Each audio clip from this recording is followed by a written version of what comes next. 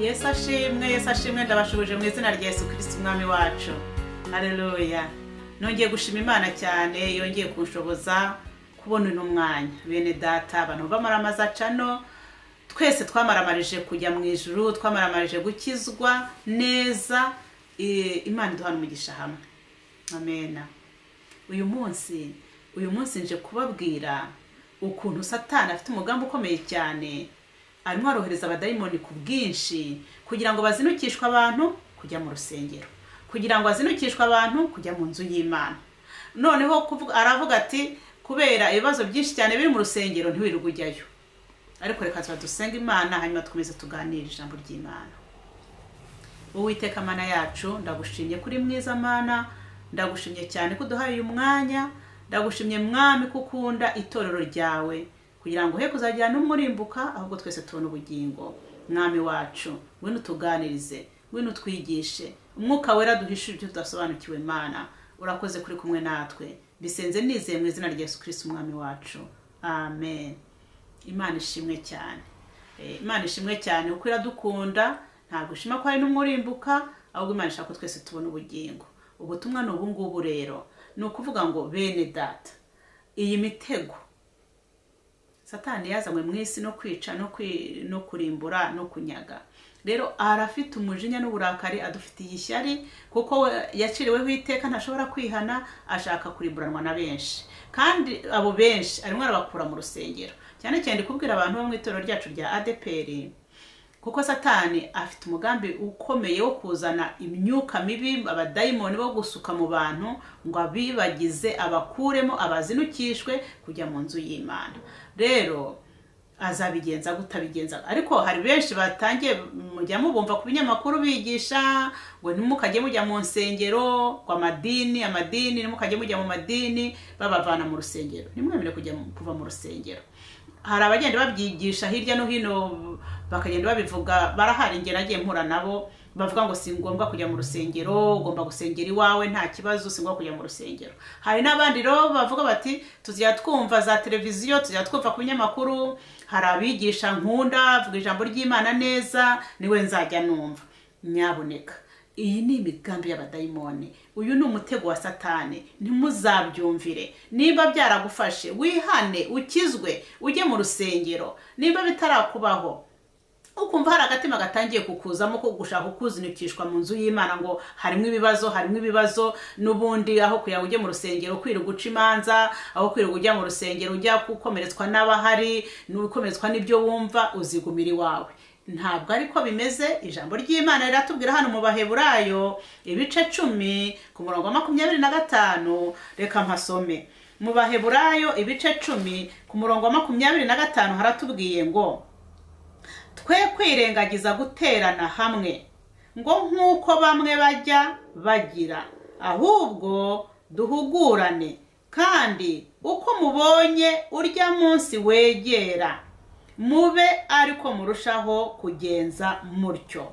Nuvuga ngo uko tubona wa munsi wegera, ni uhe munsi bavuga? Ni umunsi wo kugaruka kwa Yesu Kristo, ni umunsi wo kugaruka k'umwami wacu Yesu Kristo. Uko uriya munsi w'umwami wacu Yesu Kristo kugaruka kwe uri kugenda urushaho kutwegera, tugende turushaho gushaka guterana, tugende kurushaho guterana. Bene data, Imana iduhana umugisha hamwe. Ariko iri jambo Satani arimo ararirwanya cyane.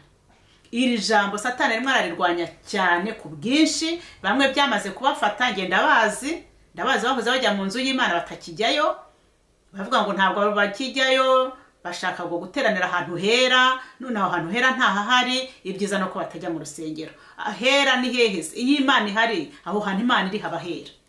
Niba hari 2 3 basenga Imana bakijijwe, Imana ikaba iri kumwe nabo, ahantu nahera. Ahantu hera so uzahakura hano mwisi, kuko no mu gihe cya Yesu Yuda nayo yari kumwe nabo. Ntabwo rero uzavuga ngo ntabwo uzajya mu rusengero, kuko mu rusengero urimo abapagani. Wese twe ntitwari turi abapagani twese, ariko twagiye mu rusengero turakizwa. Ibyo ntabwo ari byo n'inyigisho z'abadayimoni, ntabwo ni inyigisho z'ubuyobe. Ntimukaze mubyumva. Ijambo ry'Imana rirongera atubwira hano mu Baheburayo ibice 10 umurongo wa 25. Reka nongere masome. Haratubwira ngo twe kwirengagiza guteranira hamwe ngo nk'uko bamwe bajya babigira. Urabona muri iki gihe naho harimo abantu bari batangiye kujya banga kujya guterana n'abandi, ngo ahubwo duhugurane, kandi uko mubonye urya munsi wegera muba ariko murushaho kugenza mutyo.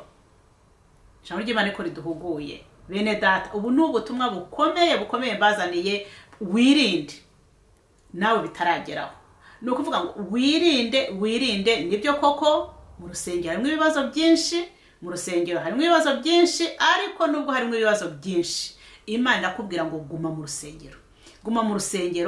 Ubwo niho Imana yaguhamagariye kuba mu rusengero, niho urugamba ruri, urwane kigabo, usenge. Kuko icyo nshaka kuvuga ngo nuramuka uvuye mu rusengero, urabuhaye ibitugu umwanzi, kandi urabunejeje Satani. Kuko nimba Satani aje kurwanya itorero, Satani akaba aje kurwanya abera, wowe wari urimo uzukuri, we wari urimo ushyigikiye ukuri, ukaba muvuye mu rusengero ngo ugiye gusengera mu rugo, ugiye gusenga mu byumba by'amasengesho, uzabunejeje umwanzi Satani. Ariko nuba uri mu rusengero, uzabirwanya, uzabimenagura ibihome, kuko njyewe nawe n'abandi tutazi umubare dufatanije tugasenga Imana, ni ukuri tuburizamo imigambi y'icakura, tuburizamo imigambi mibi y'abadayimoni, abo bahanuzi b'ibinyoma, abo bigisha b'ibinyoma ntabwo bashobora kuduhagarara imbere nidusenga Imana. Reka mbibutse, ni ukuri mwibuke mu gihe cya Eliya ntiyari umuntu umwe. Abami ba mbere ibice 18, ubwo ndi kuvuga inkuru zo mu gihe cya Ahabu na Eliya. Ahabu niwe wari umwami, Eliya yari umuhanuzi w'Imana. Bene data, ngiye nkunda ijambo ry'Imana ari ryiza cyane. Noneho iki gihe cyari igihe gikomeye cyane, ubwo Ahabu yarimo yica abahanuzi b'Imana, arimo bikomeye cyane. Eliya nawe yibwiye ko ari umwe wasigaye, barimo bihisha, ariko ntabwo ari we wenyine yari yasigaye, kandi sizo nkuru nje kuvuga, ahubwo inkuru nzimbazaniye ni ukuntu Eliya wenyine yabashije kurwanya abahanuzi baba yari akabanesha. Dusome Abami ba mbere ibice 18, muzasome izi nkuru zose. Abakibyibuka ni byiza, muzongere mwiyibutse Abami ba mbere ibice 18 mu gisome cyose. Abatibuka izi nkuru nyaboneka muzajye kubisoma. Ku murongo wa 18 bo mu Bami ba mbere ibice 18, nako ku murongo wa 19 hatubwiye ngo nuko none ntumirira Abisirayeli. Ubwo ni Eliya ari kubwira umwami Ahabu, aramubwira ngo nuko none ntumirira Abisirayeli bose bateranire ku musozi w'i Karumeli, ngo kandi abahanuzi b'Abayali uko ari 450 n'abahanuzi ba Ashera basangirira ku meza ya Yezebeli uko ari 400. Umurongo wa 20 haravuga ngo nuko Ahabu atumira Abisirayeli bose n'abo bahanuzi bateranira ku musozi w'i Karumeli. Amena. Bose bateraniye kuri uyu musozi w'i Karumeli. Eliya arababwira ati turebe Imana nyamana. Yaramaze kubabwira ati mwikomeza kuba mu rungo bangabo, murasenga Imana y'ukuri cyangwa muraba mu ruhande rw'Abayali. None havuga ati muze tugende turebe Imana y'ukuri, mubariyo musenga. Ntabwo mvuga inkuru zose, ariko icyo nashatse kubabwira nuko aba bahanuzi bose Eliya wenyine ari umwe yarabishe. None se Eliya yarabashe kwica abantu 850 bose ari umuntu umwe, njyewe nawe n'abandi ntazi, n'abandi nawe ushobora kuba utazi. Nidusenga Imana, iyi migambi yahagurukiye itorero ryacu rya ADP ntiburizwamo. Iyi migambi yahagurukiye itorero ryacu rya ADP hari ikiri budukoreho, oya. Ariko nuva mu rusengero urabutije umwanzi umurindi. Nuva mu rusengero Satani arakorera yisanzuye.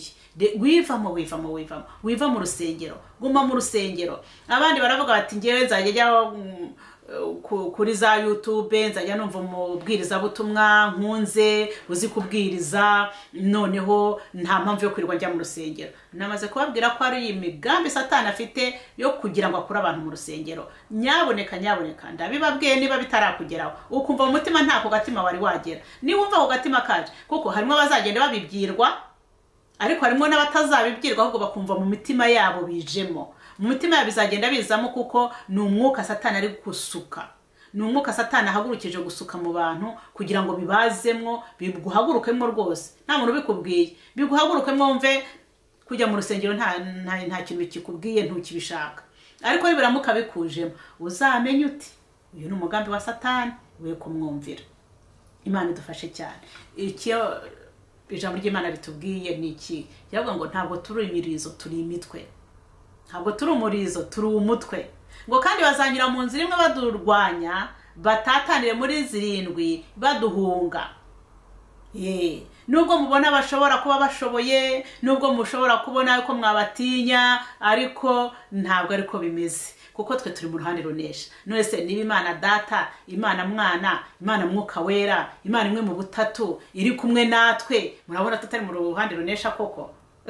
Kandi ko ariko bimeze. Turi mu ruhande runesha, turi mu ruhande runesha. Haleluya. Turi mu ruhande rutsinda. Nimuzemere kuvuga ngo muribona nkaho muri nk'inzige. No. Ntabwo mushobora kuvuga ngo muri barababona nk'inzige namwe kuko mukibona nk'inzige. Oya da. Ahubwo duharanire ko Uwiteka twishimira. Nimba Uwiteka twishimira rero tuzabarya nk'uryo umutsima. Ni ukuri imigambi y'abadayimoni izaburizwamwo pe, mu izina rya Yesu Kristo. Kuko twe turi mu ruhande runesha. Nimuze dusenga Imana gusa nta kindi. Duharanire ko Uwiteka twishimira. Naho iyi migambi Satani yagurukije yo gusenya itorero ryacu ntabwo azayigeraho. Ntabwo bizemera. Kuko Imana niyo yashinze itorero ryacu. Ntabwo Imana izisubiraho rero gurisenye. Oya pe. Kandi bene data, Mana, ndagusabira, nanjye nisabira, nanjye niyingingira, kuko tugeze ku musozo. Kristo umwami wacu agiye kuza gutwara itorero. Agiye kuza gutwara abamwizeye. Nagaruka azasange uri maso, nanjye ndi maso. Kandi bene data, ibi bintu byose tubona bihurura, ibintu byose tukabona bihurura, birimo birahurura, ariko ukomeze icyo wafashe. Haleluya. Naho intwarane. Ijuru rirahari kandi tuzarijyamo. Dusenga Imana. Urakoze Mwami, urakoze kuri mwiza, ubereye mwiza, gutegereje bose bihanganye Data. Ndagushima ukomeje kutuganiriza. Ni ukuri Satani arahagurutse, arashaka kudutatanya, kuko azi neza ko bashyize hamwe uba uri kumwe nabo, ariko Satani arashaka kudutatanya. Mwami Yesu, udukomeze, udufate, ufata abantu bawe, ufata itorero ryawe, udushoboze Mwami Imana yacu kuba mu nzu yawe, ko mu nzu yawe niho dukirira, mu nzu yawe niho harimo amahoro, mu nzu yawe niho hari ubugingo. Mwami, udushoboze Databuja. Urakoze ko wumvise. Senze nizeye mu izina rya Yesu Kristo umwami wacu. Amen.